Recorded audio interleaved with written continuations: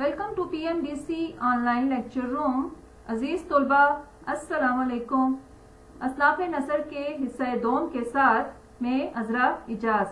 تو چلیے باقاعدہ لیکچر کا آغاز کرتے ہیں. اصناف نثر کے حصہ اول میں نے داستان اور ناول پہ بات کی تھی، جبکہ آج کے حصہ دوم میں افسانہ اور ڈرامے کے بارے میں جاننے کی کوشش کریں گے.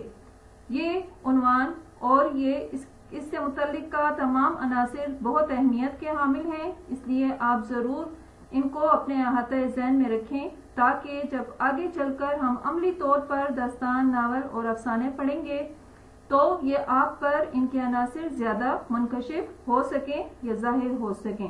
اس لیے اس وقت آپ کی کتاب کا بھی آپ کے پاس ہونا از حد ضروری.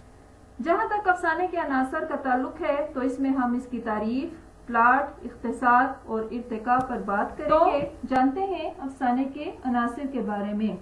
افسانہ ناول کی ارتقائی شکل اور دور جدید کی پیداوار ہے. در حقیقت انسان کی مصروفیات میں ہر گزرتے پل کے ساتھ اضافہ ہوا. اس کا اثر زندگی کے تمام شعبوں کی طرح ادب پر بھی پڑا. اب مصروفیت میں گھرے انسان کا یہ تقاضا تھا کہ اسے کوئی ایسی چیز پڑھنے کو ملے جو مختصر وقت میں اس کے لیے تفریح طبع کا باعث بن سکے. لہٰذا انسان کی اسی ضرورت کے تحت افسانے نے جنم لیا. یعنی آج کے انسان کے پاس داستان اور ناول جیسی لمبی کہانیاں پڑھنے کا وقت نہیں ہے، اسی لیے افسانے کی اہمیت دو چند ہو جاتی ہے. جہاں تک تعلق ہے اس کی تعریف کا تو افسانہ ایسی تحریر ہے جو کسی خاص واقعے کو وحدت تاثر کے ساتھ بیان کرے اور ایک کردار کی زندگی کے کسی ایک پہلو کو مختصر انداز میں پیش کرے. اب تذکرہ کرتے ہیں اختصار کا. جیسا کہ میں پہلے بتا چکی ہوں، افسانے کی سب سے بڑی خوبی اس کا اختصار ہے.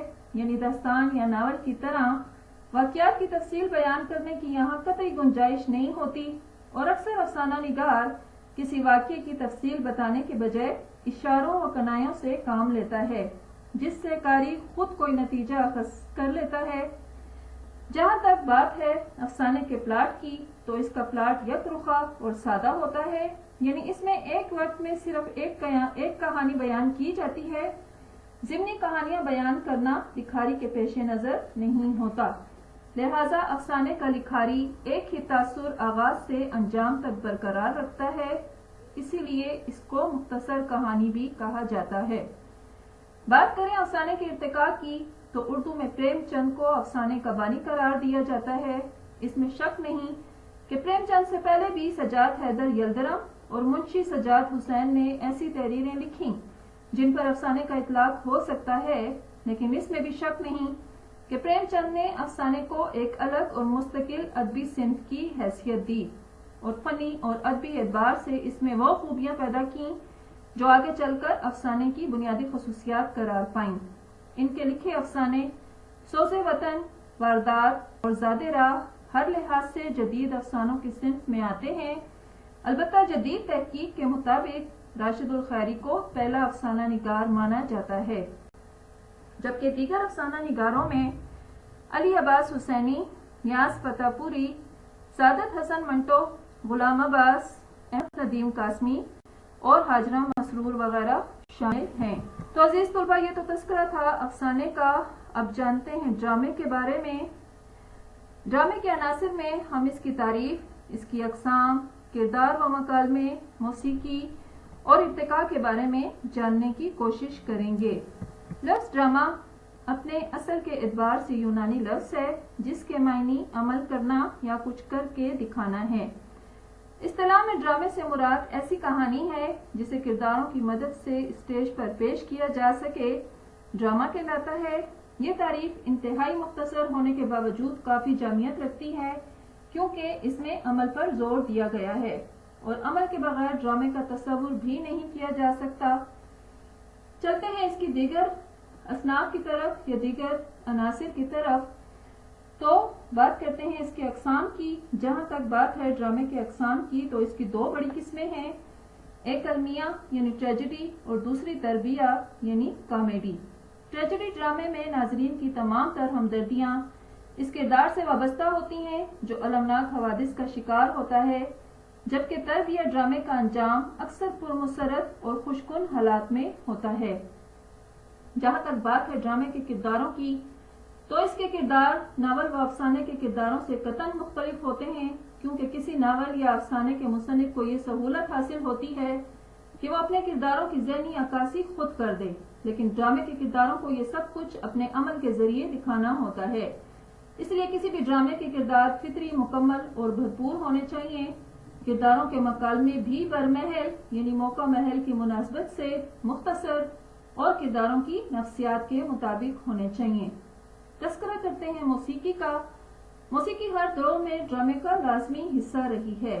پرانے کلاسیکی ڈراموں میں نثر کی بجائے نظم سے زیادہ کام لیا جاتا تھا، حتیٰ کہ کردار گفتگو بھی نظم میں کرتے تھے۔ اس کی بہترین مثال آپ کے شامل نصاب اردو لازمی کی کتاب میں آغا حشر کا ڈرامہ خوبصورت بلال ہے، جہاں اکثر کردار شاعری کی صورت میں محو گفتگو ہیں۔ جدید دور کے پلے بیک میوزک نے اس کمی کو پورا کر دیا ہے۔ گرچہ آج کے ڈراموں گانوں کے بغیر لکھے اور پیش کیے جاتے ہیں، لیکن موسیقی آج بھی ڈرامے کا حصہ ہے۔ تو چلیے جانتے ہیں ڈرامے کے ارتقاء کے بارے میں۔ اردو ڈرامے کی باقاعدہ ابتدا واجد علی شاہ والی عود کے عہد میں امانت لکھنوی کے مشہور ڈرامے اندر صبا سے ہوئی۔ 1853 میں یہ ڈرامہ شاہی اہتمام میں لکھنؤ کے کیسر باغ میں کھیلا جاتا تھا۔ البتہ جدید تحقیق نے واجد علی شاہ کو پہلا ڈرامہ نگار مانا، جن کی مقبولیت رادا کنیا کی مرہون منت ہے۔ ڈرامے کے اس سلسلے کو آغا حشر کے رستم و سیراب، ترکی حور اور یہودی کی لڑکی نے آگے بڑھایا۔ اس کے بعد امتیاز علی تاج کا نام بھی فراموش کرنے کے قابل نہیں، کیونکہ ان کا ڈرامہ انارکلی جو کہ 1922 میں لکھا گیا، انتہائی مقبولیت کے منازل اس نے طے کیے۔ دیگر ڈرامہ نگاروں میں مرزا ادیب، اشفاق احمد، بانو قدسیہ، حسینہ معین، امجد اسلام امجد، سعادت حسن منٹو اور کمال احمد رضوی وغیرہ شامل ہیں۔ تو عزیز طلبہ، یہ تھا دیگر اصناف نثر کا تذکرہ۔